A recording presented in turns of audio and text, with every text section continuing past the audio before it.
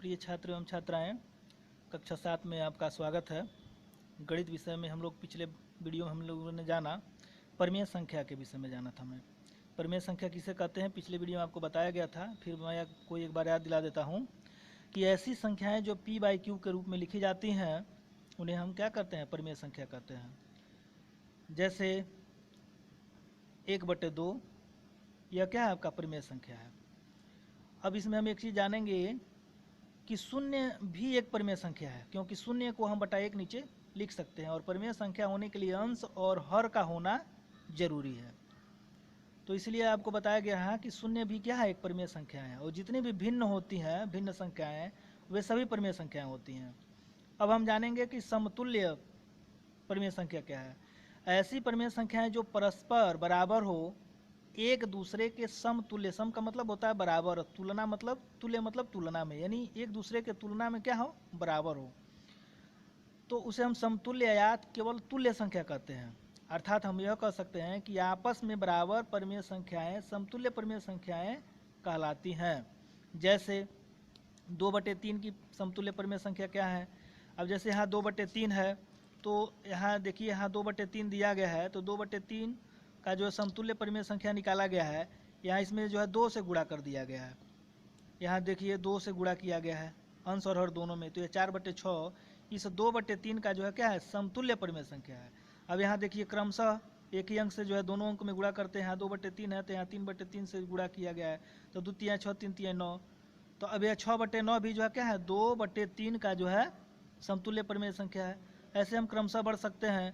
2/3 का ही हमको समतुल्य निकालना है, तो यहाँ 4 से गुणा कर देंगे अंश और हर में, तो 8/12 जो है समतुल्य हो गया। अब यहाँ समतुल्य का मतलब क्या है कि अगर हम 8/12 है तो इसको हम काट सकते हैं। तो यहाँ काटेंगे तो 2 चौको 8 और 2 छक्का 12। जैसे यहाँ अगर हम इसको काट दें एक समझ सकते हैं हम। अब जैसे हम इसको काट रहे हैं तो यहाँ हो जाएगा 2 चौको 8 और 2 छक्के 12। अब हम फिर इसको काटेंगे तो 2 दूनी 4, 2 तिहाई 6, यानी 2/3 प्राप्त हो गया। 8/12 को हम क्या लिख दिए, 2/3, तो यह समतुल्य परिमेय संख्या हो गया। अब हम जानेंगे कि जो है धनात्मक परिमेय संख्या के विषय में जानेंगे, यानी धनात्मक परिमेय संख्या के विषय में हमको जानना है। तो अब हम इसके विषय में जानेंगे।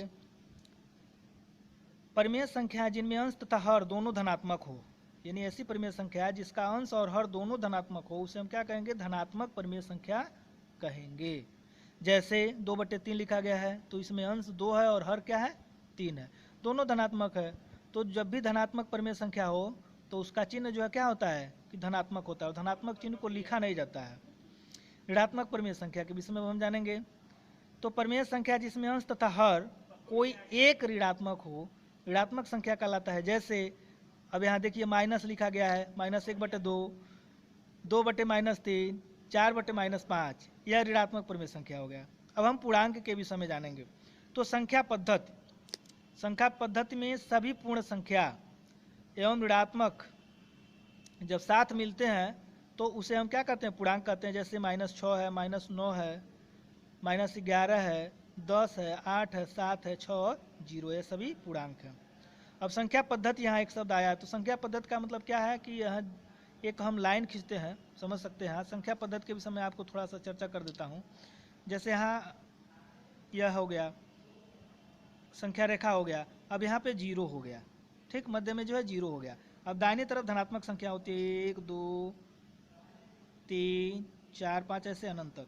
अब इधर बाएं तरफ -1 -2 -3, तो यह हमारा क्या हो गया, संख्या पद्धति हो गया, संख्या रेखा इसको कहेंगे। संख्या पद्धति का यह जो क्या है, संख्या रेखा हो गया। तो संख्या रेखा समझ में आया, इसको संख्या रेखा कहते हैं। तो आज हम जो है परिभाषा सब जान गए हैं, कल से हम जो है सवाल को पढ़ेंगे। आज के लिए बस इतना ही।